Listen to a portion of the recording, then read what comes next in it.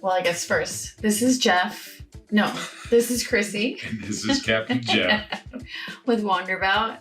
And today, we're going to talk about the types of fish you've had on the line.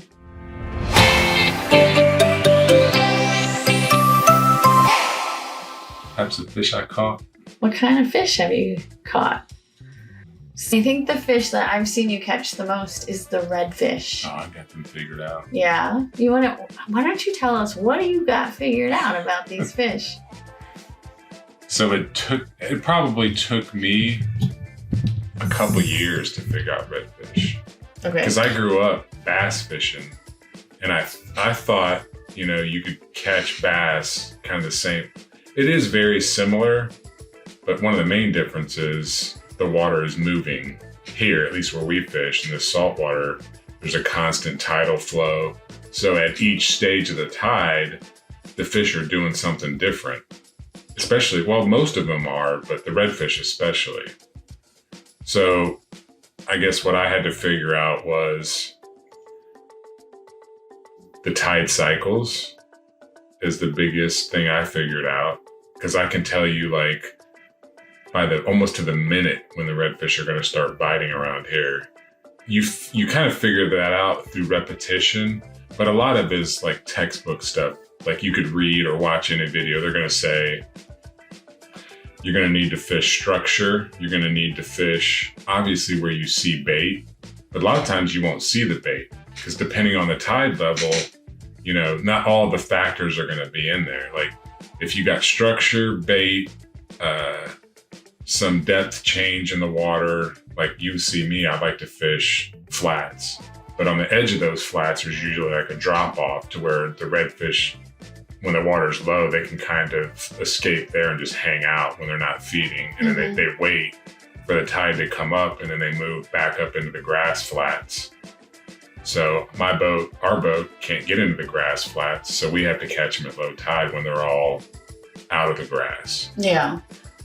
So that took me a while to figure out. It shouldn't have took me that long to figure that out. And they come out to where you can actually access them when you don't have a flats boat.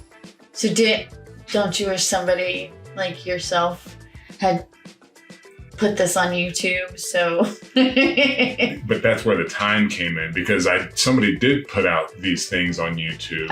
But a lot of it, you could go fish a textbook spot,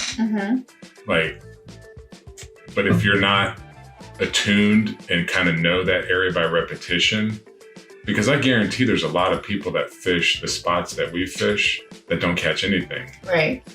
Because you're doing what the book taught you, but what do you always see me do?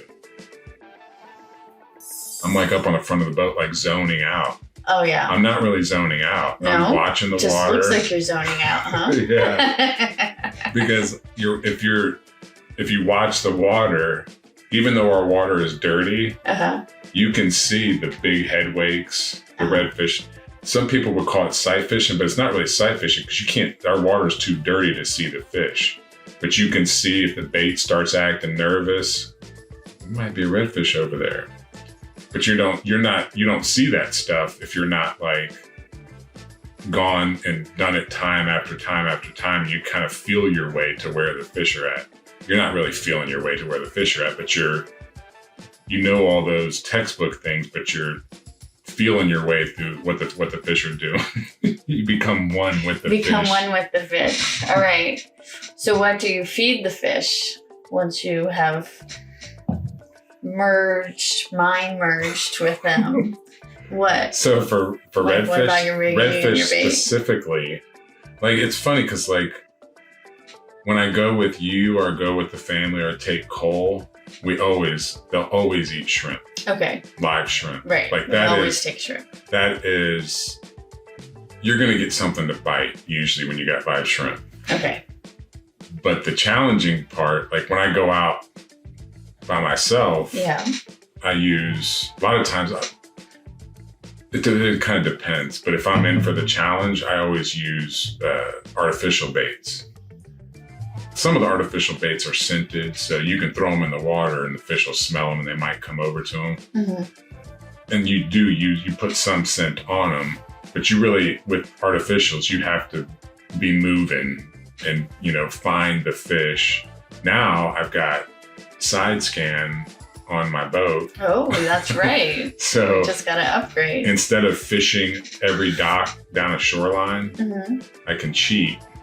And it's not really cheating, I guess, if you're just using technology. Right, no. I can skirt the edge of the dock line and see which docks are holding fish. Right, all right. So that's redfish. You also catch, from time to time, some trout up here in Savannah. Totally different than redfish. A lot of people fish for trout the same way they fish for redfish. But here specifically, like I'll fish redfish on an outgoing tide. And sometimes you catch some trout, but when I go to trout fish, I'm fishing incoming tide and I try to find like the cleanest water I can find. Like even though our water is pretty dirty here, I just cruise around. One of the tips the old timers gave me here, they always say, find you some clean water. And I was like, what? And they're going to find you some clean water and you'll find the fish. At low tide, you can see where all the oyster beds are. Okay. Well, here they call them rakes. Okay. Oyster rakes. All right. I never refer to them as oyster rakes, but that's what the old timers here call them rakes. Interesting. You find when you're going out, this is what one old guy told me. It's like this is when I was on the Medway River. He's like, you just look on the shoreline and at low tide, wherever you see big oyster rakes, you come back at high tide and you float a cork over top of those oysters, and that's where you're going to catch a lot of trout. If you throw artificials, you get broke off. And if you try to fish the bottom, you're going to break off your line of the oysters every time. So you just float a cork with a live shrimp, or I use fake shrimp. You float a cork over top of those oysters while the tide's going pretty good. And that's where you catch trout here. I think it's pretty similar up and down the East Coast. I think that's at least during the summer. Now during the winter time, I catch trout on bottom. Okay. Like in deeper water. Not over top of the oysters. It's like you put your leader on a cork about at high tide, maybe 2 feet of leader, and that'll float the shrimp right over top of the oysters. Without it getting snagged in the oysters. Without it getting snagged. But then sometimes you put it all the way on the bottom. When it gets cold outside, when the water temperature gets down, then here up in the creeks, the trout like to just stay in the channels. At least that's what I found here. So I fish for them like either with artificials on the bottom, dragging them on the bottom, or shrimp on the bottom. Redfish and trout are the two that you really catch the most around here, right? So flounder.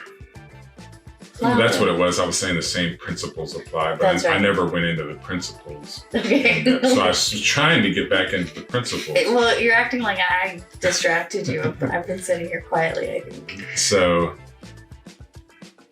flounder everybody knows they sit on the bottom, and they're just like every other fish. They're a predator fish. They're an ambush fisher. They're ambush feeder. So here, where through trial and error, where I find them is like when you're just out in the marsh, there's all these little, they're not gullies, but they're not creeks, but they're just little like feeder tributaries. Like the smaller, the better, I found. Like if you find, because I did this the other day and it worked perfect. I was trying to catch flounder. So I just I was going down the shoreline, and every time I find a little cut, I was like, there's probably a fountain, because that's what they do. They sit on it. Now the flounders are the ones that live in the mud. See, I think I would have been better off if you had sand too. I know, but I think you shouldn't have told me that. Like, because I don't think I always disliked flounder, but as soon as I heard that it lived in the mud, and then one side of it, I guess I'd never seen one like fresh caught where one side was completely brown and the other side was completely white, and I'm like, I look like, is it brown because it's all mucky, mud? And I don't think that's it, right? Camouflage. What's the one that got away? Probably tarpon. I sit back and I watch, and I see a tarpon roll or a tarpon bust, So I just use a trolling motor to get as close as I can to them. And then I start tossing live menhaden in there, and I'll hook up and they'll immediately go on a run and either break my line or the hook will pull. So I know how to catch them. Something ain't letting me catch them. Something ain't letting you catch them. So every fish has a story, and every trip gets you hooked. Next time, I think we're going to go a little bit more south here and talk about some fish you caught in Florida. So stay tuned.